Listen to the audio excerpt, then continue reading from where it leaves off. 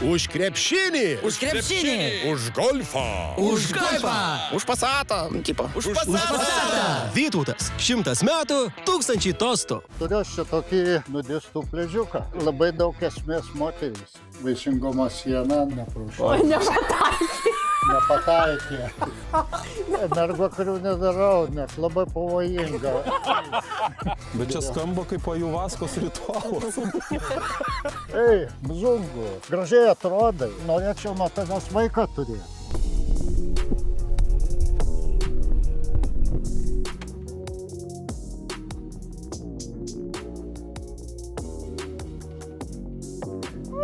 Atvyko.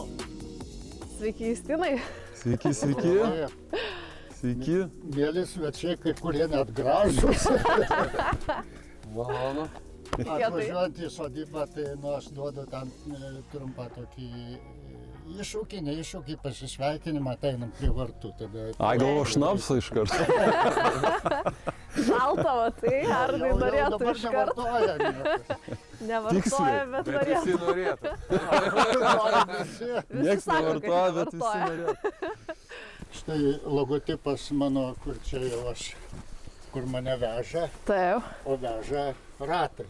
Amžinas yra mūsų variklis. Tai tada vienas iš jūsų turės pakelti šitą ratą, kad įrodytų, kad jį irgi gyvenimas veža. O čia mėsininkas, jo mėgstamiausi. Opa, prašau.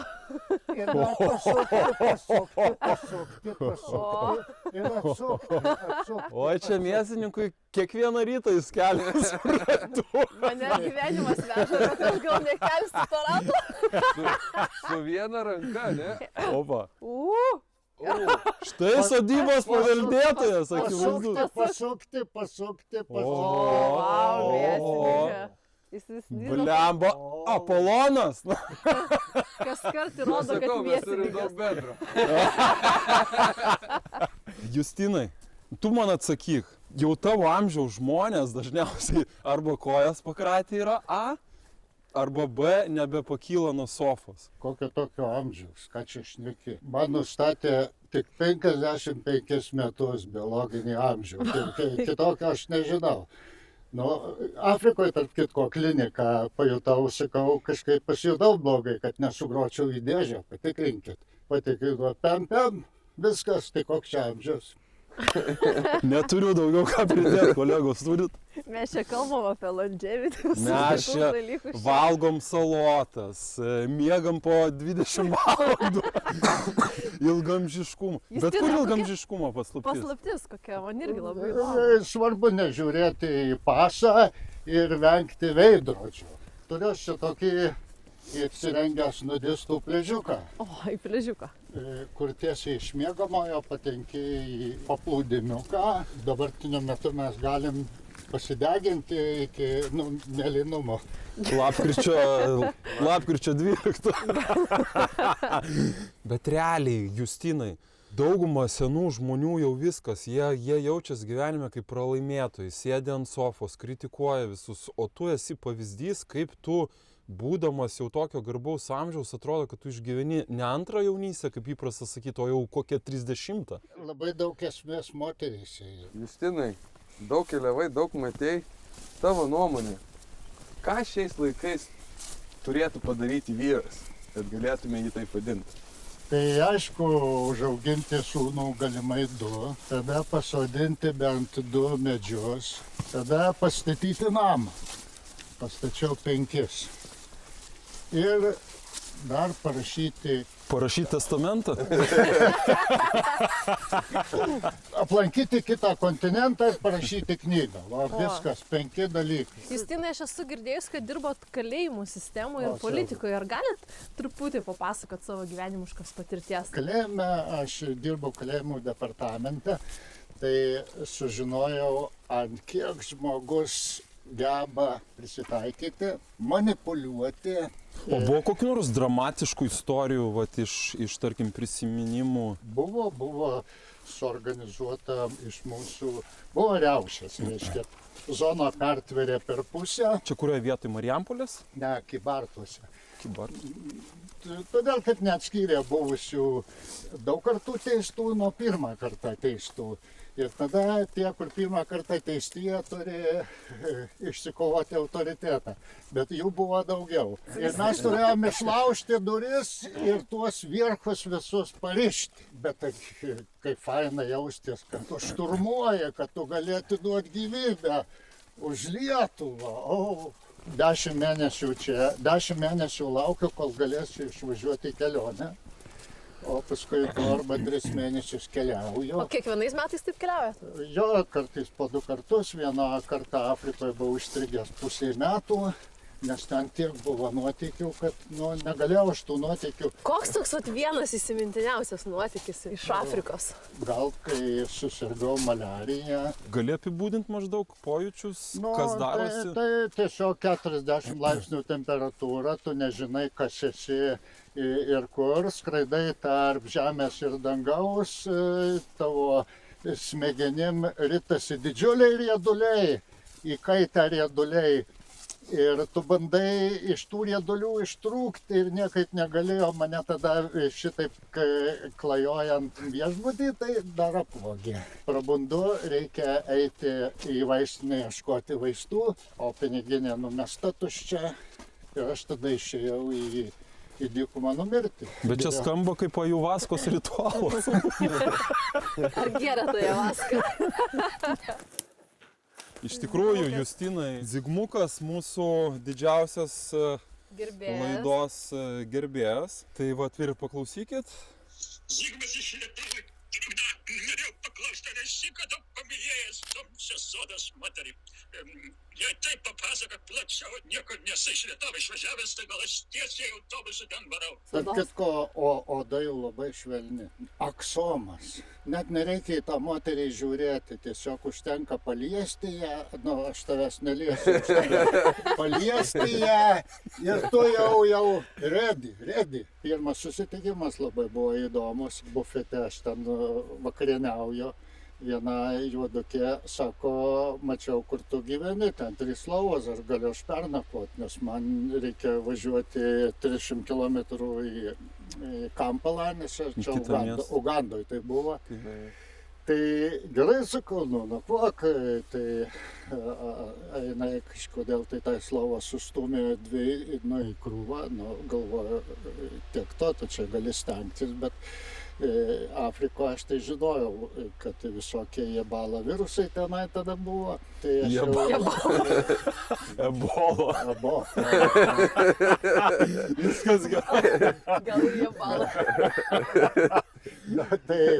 Tai aš jau galvoju atsigulčiau į tą atskirą lovą, jinai tose 2 gulės. Vis tiek jinai mane įsitempė ten, tipo, kad čia bus fainiau, pasišnekėsim. Bet čia kažkoks gundimo menas jų?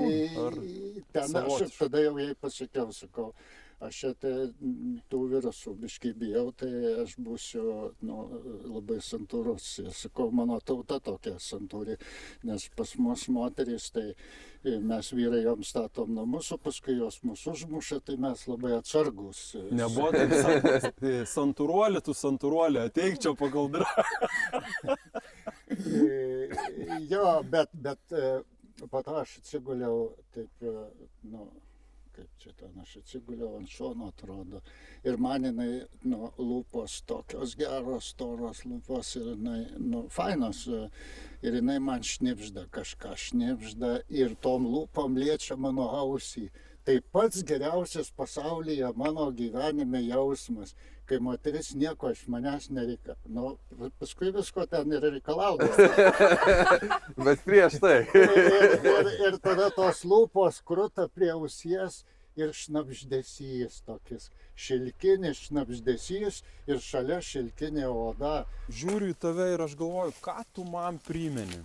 Ir aš prisimenu tokį Holivudo aktorių, Hulką Hoganą. Hulką Hoganą. Tai va, mielieji, iš tikrųjų pasižiūrėkite. 1 prie 1. Raudonos Mes turime Lietuvoje Hulką Hoganą. Ateinu įstoti į Lusako, Zambijoje, apsidairo visi, o, Hulko Hogan, aš Jo, bet tikrai tikras atvejis. Geras. Paskui aš jau pats prisistatydavau, sakau, I'm Hulko Hogan. Justinai, žinau, kad dabar kažkur einam į labai stebuklingą vietą. Tokie akmens amžiaus urvą esu padaręs. Kaip tu galvoji tai padaryti? Nu tai užplaukusių idėjų jos kamuoja kiekvieną žmogų, bet ne kiekvienas randa sovietos beprotybės daryti. Tai vieną kartą užplaukė ir padariau. Tai tuoj pamatysim. Mieli Delfi TV laidos žiūrovai, mums labai svarbu jūsų palaikymas. Jūsų dėka mes galime kurti vis įdomesnės laidas su labiau intriguojančiu turiniu. Nepamirškite, kiekvieną sekmadienį 9:30 ryte per Delfi TV tiesiogiai rodo mūsų laidas. Mūsų laidas galite matyti ir YouTube kanale Du šalti vienas karštas bei Spotify platformoje. Tad laikinkit, sharingkit ir subscribinkit. Nestabdyk, susisiek su mumis ir tap mūsų laidos rėmėjų. O Justinai, kiek žinau, yra tekę pasaulyje pakeliauti po naktinius klubus. Kuris jums labiausiai įspūdį paliko ir ką ten veikėt? Įdomiausia, tai smagiausia tai buvo šokti su 1000 jaunimo tiki bar Palawan Filipinai, o pats pritrenkęs labiausiai tai be abejo Masai bar Ukunda, Kwale County, Mombasa region, Kenija. Niekas Afrikoje nerūko normalių cigarečių. Tai pradeda vakarėlį visi su marihuana. Gerai, Afrika, naktinis baras, 2 baltaodžiai. Kaip afrikiečiai raunasi? Kaip jie provokuoja? Jie neprovokuoja, palauk. Nuima kepurę ir sako, tai dabar duok cigaretę? Ne, pats įėjimas į barą yra braudamasi. Ir aišku... Pro braunius. Siauras įėjimas. Ir jie visada, iš įpročio, ten savaime tikrina, ką tu turi kišenį. Gerai. Ir paskui tu ateini ir žiūri, kad tuose kišeniuose turi mažiau negu atėjai prieš įėjimą. Bet susimokėti reikia. Ir tada, susimokė, tada pradedi tuos visus, tada atvirkštinis procesas, tu pradedi tikrinti tuos visus tikrintojus, kurių apie 20. Kodėl Afrika? Ar tai moteris, ar tai gamta? Ko jinai tave tik traukia? Gaivališkas, natūralus gyvenimo būdas. Tarkime, aš užsisvajojęs paplūdimy, ten 10 km ilgio paplūdimys, tai ne taip kaip kokioj ten, aš nekalbu, ten Turkija, Ispanija, tai čia nelygis. Tai eini ir moteris, gražiai jauna moteris, palydi tokiu kvietimu. Ei, mzungu. Mzungu reiškia baltas žmogau. Gražiai atrodai. Norėčiau nuo tavęs vaiką turėti. Kur tu Lietuvoje išgirsi, kad norėtų kokią merginą, Palangoje einant, tu jaunuoli labai gražiai atrodai, aš norėčiau nuo tavęs vaiką turėti. Kiekvieną savaitgalį mėsininkas. Tikrai, tau sekasi. Arba eini paplūdimiu ryte, saulė kyla iš lėto 6 ryto, ten eini ir staiga pajunti, kad tau į petį pabučiuoja, su pakštelėjimu pabučiuoja, atsisukė juoda moteris graži. Sako, atsiprašau, aš pamačiau, norėjau tiesiog pabučiuoti. Tai ar čia Vilniui gali kas pabučiuoti, sakykit, arba... Čia tik mėsininkas atsakys, jam sekasi visur. Mane kalbina tik viena ir sako, kad vaikų nori. Zigmukas dar turi vieną klausimą. Labai smalsus. Tai paklausom Zigmuko. Aš noriu tavęs vyras, kad vyro paklausti, kiek moterų turėjęs per savo gyvenimą. Aš dabar susimesčiau ir čia man Janinos užteks ar kažką naujo reikia ieškoti. O laimingi laiko neskaičiuoja ir moterų neskaičiuoja. Jų yra tiek, kiek tu esi vertas. Jeigu būsi susiraukęs, tu ir niūrus, aš toks irgi būnu, kai noriu mažiau turėti išlaidų. Nu, kol kas reiškia, aš neuždirbu daugiau nei vienai. Bet Justinai, galim daryti išvadą, kad moteris yra tavo gyvenimo įkvėpimas. Įkvėpi, eini, paskui būna, kad kurį laiką iš vis nekvėpuoji. Dovanoju jums mažąją versiją aplink pasaulį. Gerai, keliaujam. Gyvenimas prasideda nuo imitacijos. Matau, maisto Važiuojam, žiūrim, ką turim. Užteks ilgai. Tavo mėgstamas dešrytis. Išlikimo 9. O, kaip tobaluoja. Justinai, kaip kilo mintis iš viso apdaryti tokius renginius, mergvakarius, bernvakarius? Mergvakarių nedarau, nes labai pavojinga. Kodėl? Tik Afrikai mergvakariai. Todėl, kad pirtyje tos merginos slidžios labai Gyvatės tos. ir neįmanoma suvaldyti. Nu. O kaip gimė mintis karietą iš viso tokį dalyką padaryti? Todėl, kad vienoj vietoj tusintis arba kitaip tariant liaudiškai girtuokliauti nusibosta. Na taip. Tai reikia girtuokliauti egzotiškai. Įsipila į NATO standartų Imbiero. gertuvę imbiero. Na taip.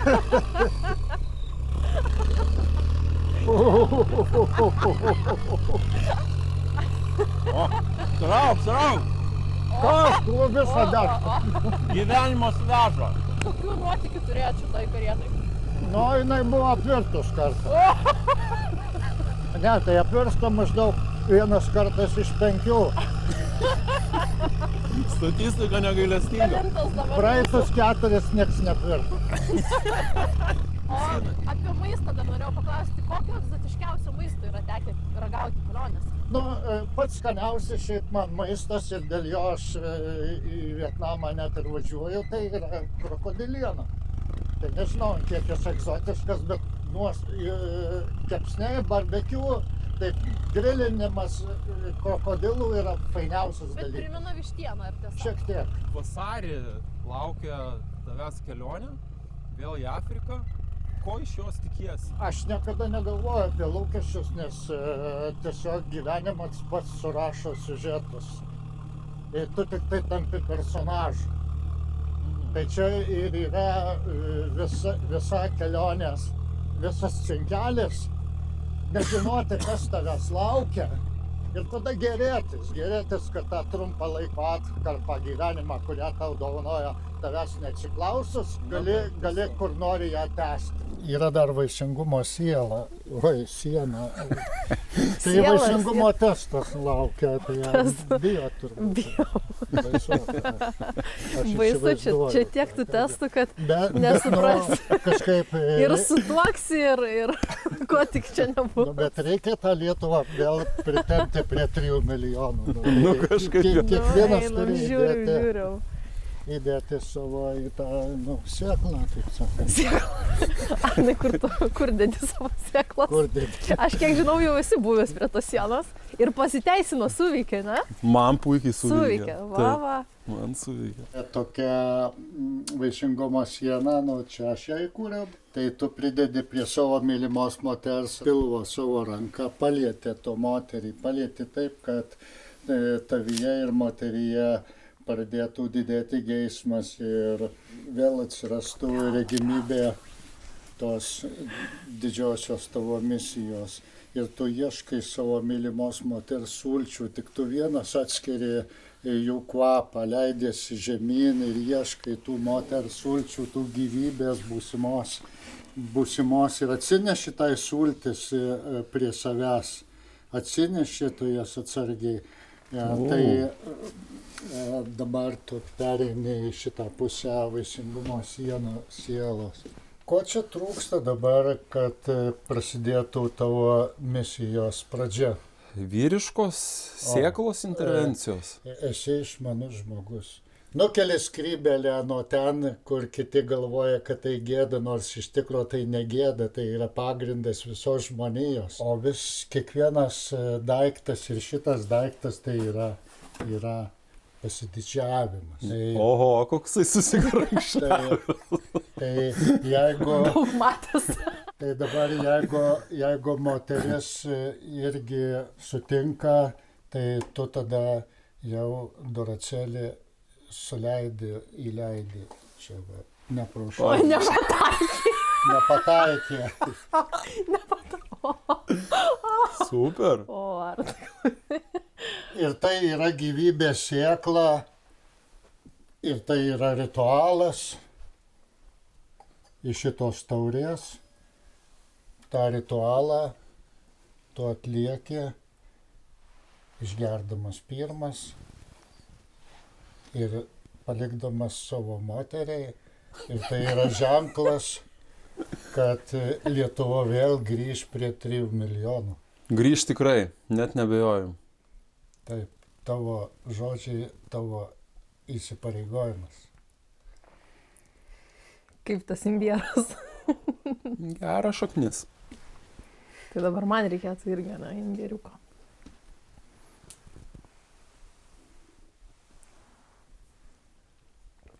Dar lašas liko ir idėjos autoriui. Tiksliai.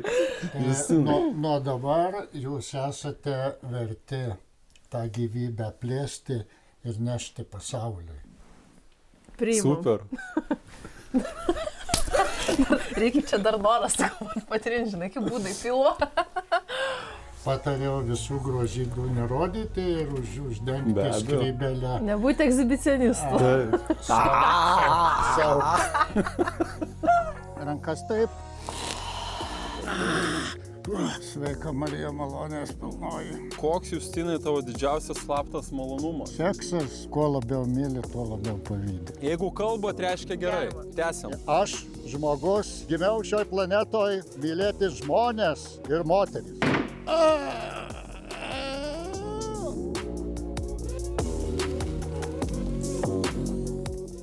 Už krepšinį. Už krepšinį. Už golfą. Už golfą.